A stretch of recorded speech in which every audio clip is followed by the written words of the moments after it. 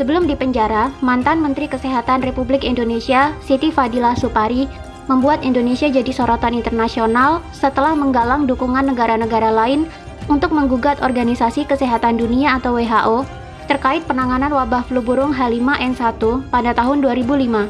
Siti melawan dengan tidak mengirimkan spesimen virus yang diminta oleh WHO. Dia tidak menerima penanganan wabah harus mengikuti standar Global Influenza Surveillance Network atau GSIN karena tidak transparan dan berisiko dijadikan sebagai komoditas monopoli perdagangan vaksin.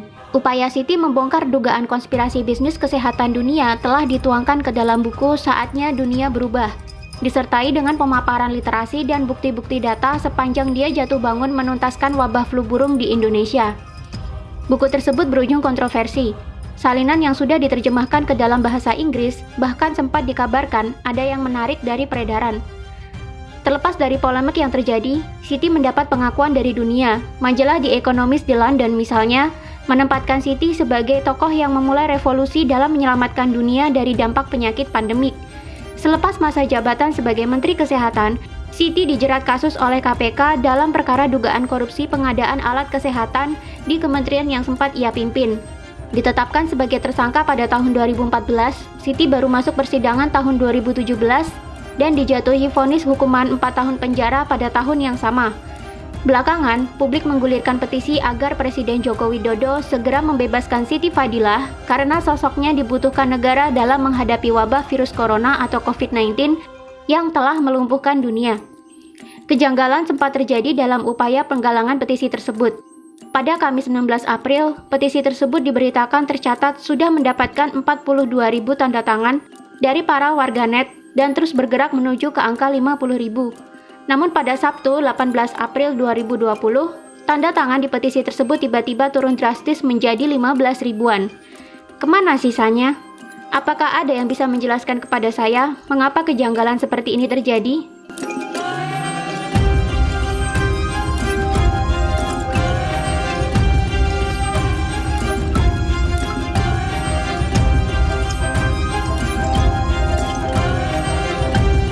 Siti, yang kini masih mendekam di rutan Pondok Bambu, mewanti-wanti pemerintah agar tidak terbelenggu dengan tekanan dunia dalam menghadapi pandemi COVID-19. Dia berharap pemerintah bisa lebih tangguh serta mandiri dalam menuntaskan wabah corona. Dan dia pun yakin negara bisa menghadapinya. Berikut ini adalah petikan wawancara Siti Fadila Supari yang dilakukan melalui korespondensi wartawan dan Siti.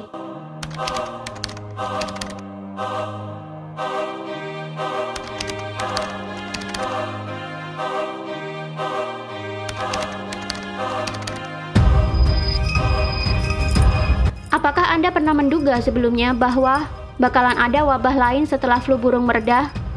Kenapa demikian? Ya, saya sangat menduga bahwa pandemik akan terjadi setelah pandemik avian flu atau flu burung H5N1. Karena dalam pandemik flu burung, saya berhasil menyimpulkan berdasarkan data-data yang valid bahwa ada konspirasi di balik pandemik flu burung yang saya tulis di buku SDB.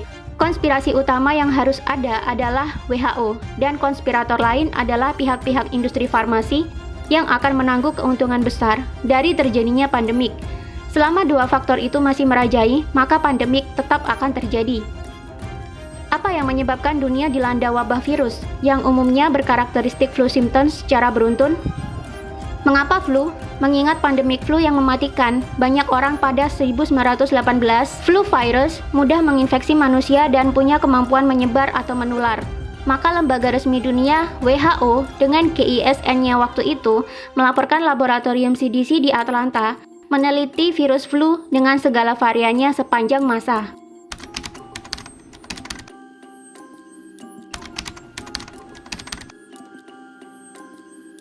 Mengapa pandemi saat ini tak terkendali dan berujung pada penyebaran masif hingga melumpuhkan dunia?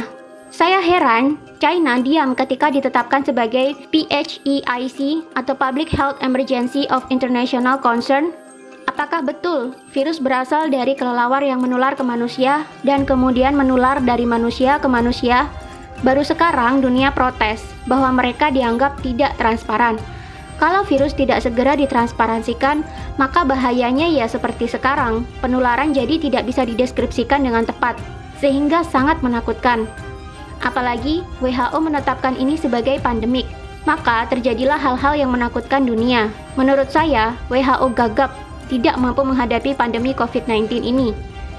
Bagaimana Anda melihat ilmuwan di penjuru dunia kini berlomba mencari vaksin COVID-19, termasuk diantaranya ada Bill Gates yang mengucurkan dana besar untuk memodali riset vaksin? Vaksin belum diperlukan pada fase ini. Fase sekarang, virusnya masih berubah-ubah dan tidak akan bisa ditaklukkan dengan vaksin. Dunia tidak butuh vaksin saat ini, ya kecuali Bill Gates yang sangat concern terhadap vaksin. Bahkan sejak pertemuan di Davos tahun 2017, dia sudah menghimbau negara kaya untuk menyiapkan vaksin bila ada pandemik. Dan sekarang, Bill Gates diberitakan sudah mulai menguji coba ke beberapa orang di suatu negara tertentu. Bill Gates juga diberitakan mengatakan untuk membuat vaksin paling cepat adalah 18 bulan. Saya tidak mencurigai Bill Gates, tapi saya mempertanyakan Bill Gates pakai seed virus yang mana untuk membuat vaksin yang akan diuji coba itu. Padahal kata Bill Gates, membuat vaksin itu membutuhkan waktu setidaknya 18 bulan, tapi sudah diberitakan Bill Gates mulai uji coba vaksin ke beberapa orang. Kepada siapa Indonesia harus berpegang jika kelak dunia mengumumkan vaksin? Vaksin itu dibuat dari virus yang dilemahkan. Kalau virus yang dilemahkan itu berasal dari Cina misalnya, maka tidak akan cocok kalau dipakai di Indonesia. Karena vaksin akan memicu timbulnya antibodi yang sesuai dengan antigen dari virus yang dilemahkan. Jadi dalam kasus ini, kita akan kebal terhadap virus Cina. Nah, kalau yang menyerang adalah virus Indonesia, kita tetap tidak terlindung. Jadi, kita harus membuat sendiri vaksin dari virus strain kita sendiri. Apakah bisa? Pasti bisa, asal ada goodwill dari pemerintah. BPPT sudah mulai membuktikan bahwa kita bisa. Ya harus disupport penuh, tidak perlu vaksin dari luar walaupun diberi gratis. Mengapa vaksinasi selalu diorientasikan sebagai ladang bisnis? Iya, kalau sudah pandemi, pasti WHO mengharuskan semua negara membeli vaksin dong. Barang yang harus dibeli dengan alasan keselamatan nyawa pasti akan menjadi komoditi dagang nomor 1.